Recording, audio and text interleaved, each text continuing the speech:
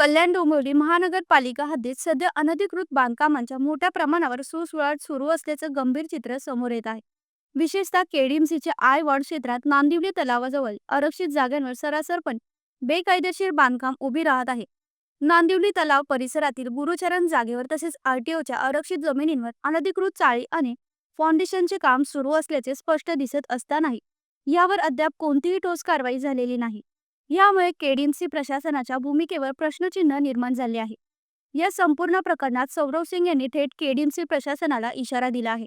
संबंधित आरक्षित जागेवरील अनधिकृत बांधकामांवर तत्काळ कारवाई करण्यात आली नाही तर सौरव सिंग हे उपोषणासाठी बसणार असल्याचं त्यांनी जाहीर केले आहे. आरक्षित जागा सार्वजनिक हितांसाठी असताना त्यांवर होत असलेले अतिक्रमण हे गंभीर आणि कायद्याचे आव्हान देणारे आहे. अशा प्रकारच्या बेकायदेशीर बांधकामांमुळे भविष्यात मोठे धोके निर्माण होऊ शकतात. आता या प्रकरणात कल्याण डोंबिवली महानगरपालिका प्रशासन कारवाई करते का की पुन्हा एकदा दुर्लक्ष होते याकडे सर्वांचे लक्ष लागले आहे. राहुल कांबळे, जनशक्ती, कल्याण.